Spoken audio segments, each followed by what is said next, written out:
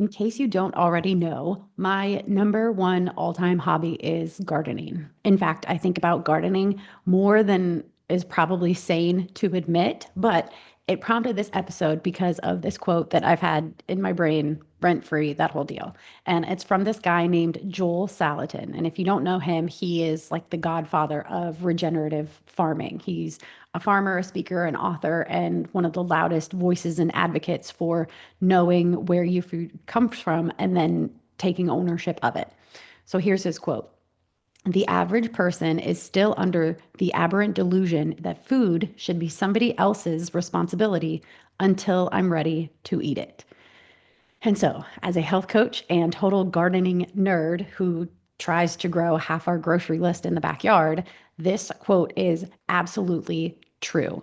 And before you jump to defensive mode, know that this isn't about perfection or saying that you have to flip everything and start a big garden or grow your own wheat and start baking some pioneer bread. That's not what I'm saying. What I'm saying is that it is about responsibility and ownership and awareness, because I understand that we all have a million things to worry about every day. You have work and family and chores, schedules, appointments, the whole nine yards, that pile of laundry that just seems like a living regenerative thing. It's all a lot. I understand that.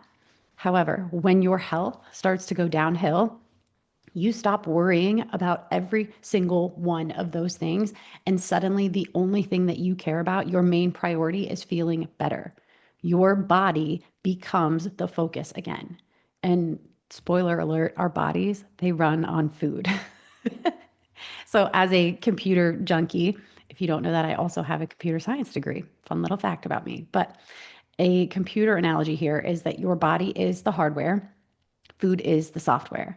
And so you can't expect to run a system on low quality input and expect high quality output. There's actually a computer term for this. It's called garbage in, garbage out, because that's what's true. If your code, your computer code going in is garbage, you're not going to get good stuff coming out. You're not going to know if anything works or if it's right.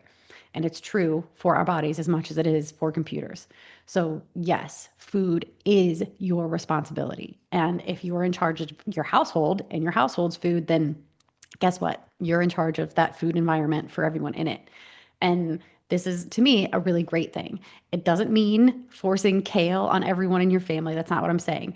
But it does mean being intentional and increasing your awareness. And it means understanding that both your and your household's physical and mental health starts with the food that you are consuming. And it's why I'm a firm believer that, yes, being in charge of the home, it's a huge and sometimes overwhelming job, but it's incredible. It is such a special thing to have that impact on the people that you love, to be able to provide for them like that. You are literally shaping the health of the people that you love most. And it's just by deciding what goes in the cart or you've got on hand in the refrigerator. It really is that simple. And again, it's not about guilt. It is about power and ownership and awareness. Because when you take that responsibility, what fuels you and your body and your family, everything else shifts, because energy levels start to shift. Literally, the food we eat determines our energy levels. Our moods start to shift. Habits shift. Overall health of your household starts to shift. And food is not something that magically appears when you're hungry. Take this from someone who has grown a lot of food, and I love it. You don't have to love it, but just knowing that and being aware of it, it is something that shapes your entire life. I know that you are capable of steering that ship, your household food ship, in a direction that suits both you and your family. I know you can do it.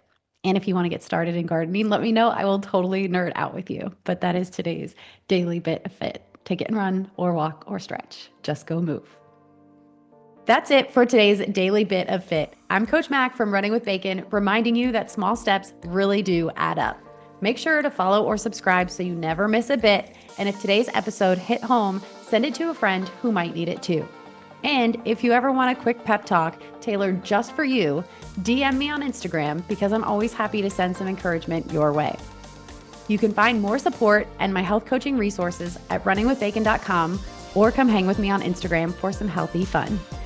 Until next time, keep taking those small steps, because you don't need a perfect plan, just a consistent one.